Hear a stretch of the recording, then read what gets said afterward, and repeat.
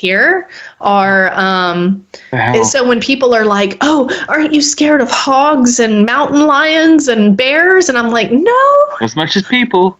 Not as much as people. I am 10 times more terrified of a person driving up to my camp or walking up to my camp than I am any creature that can come into my camp.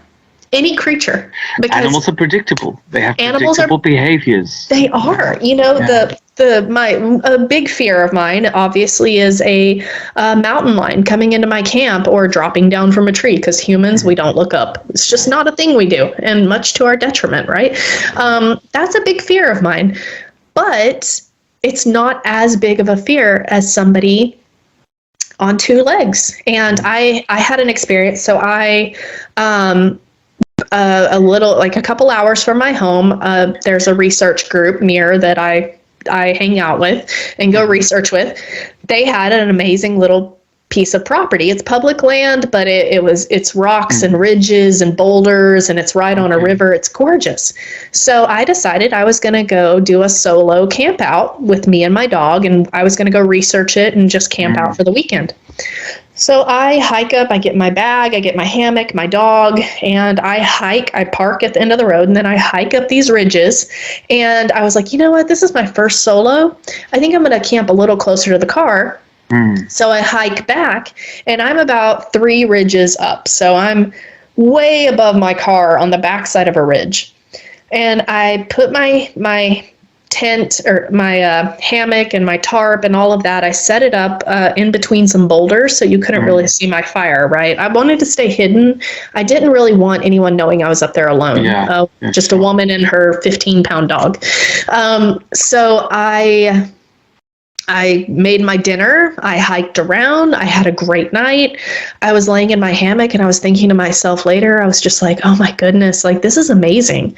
I was like, this is so addictive. Like I want to do this all the time. I want to camp by myself and research by myself. I felt like I was going to have more activity actually that night. Yeah. I laid there, I listened to the coyotes all night, the owls. I had a raccoon bumble through camp and get startled and run away, you know. My dog would alert, you know, and he did bark at the raccoon. He barked and scared the raccoon off. And I was laying there, and it was about 3 or 4 in the morning. I wake up to this awful noise. I thought a Bigfoot had pushed a tree over when I woke up to this noise.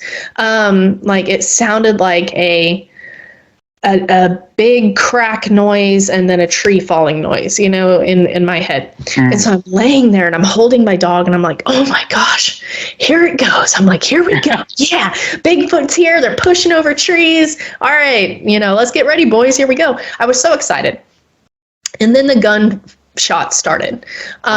Just a whole bunch of gunshots. I heard tires being popped.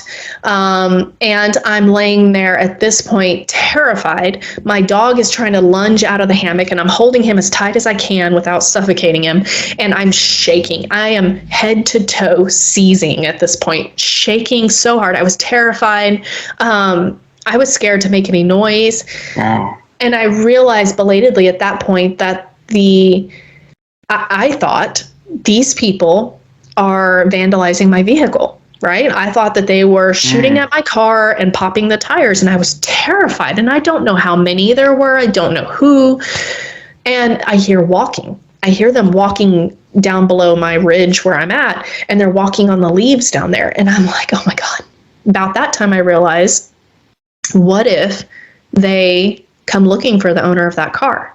And so then I'm shaking even harder, and I'm like, I'm not going to sit here and be a sitting duck. I kept waiting for headlamps to, you know, come over the top of my tarp. And I'm like, I'm not going to be a sitting duck. I refuse to go out that way. And so I put my boots on, and I had my gun and my headlamp.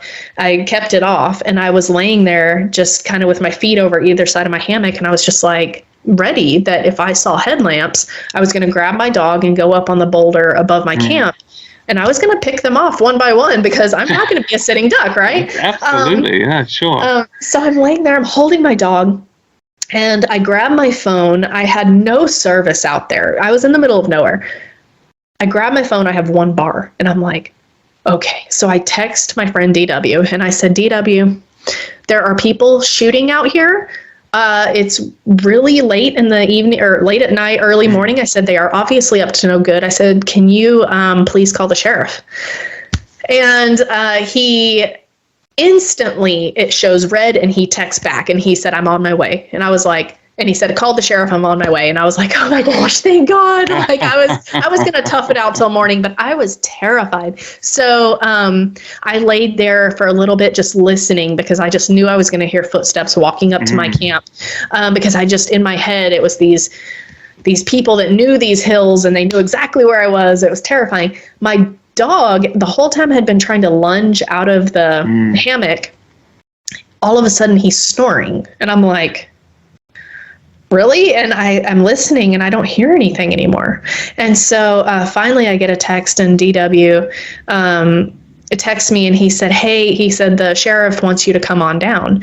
So I get my dog, I get my gun, and I hike down these ridges, there's frost on everything. It was like 20 degrees and there's frost on everything. It was really pretty, but I'm shaking. I get down there. The sheriff, I guess, had told DW had tried to come down there, and they said, you can't go down there right now. And he's like, my friend is down there. And he was like, unless one of you gets out of your vehicle and walks, he's like, she's not coming out of the woods. She's not stupid.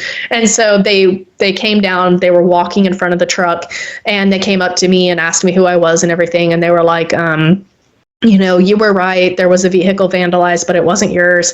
Apparently, so they had stolen a brand new GMC pickup, brought it down to that location, blew it up and shot at it. And right below the ridge I decided to camp on. And I told them, I said, well, I have a recording of all of this. I'm a wildlife researcher, and I had my audio recorder going the whole time. And they were like, you got video of this? And I was like, audio. So with the voice recorder, I had to explain it to them. And they were just like so uninterested. They were like, that's fine. It doesn't matter, which I guess, it wouldn't have helped. Yeah, but send it down to voice analysis, right, and get them into the sheriff's office. Right. So they left, and not before saying a woman should not be camping out there by herself.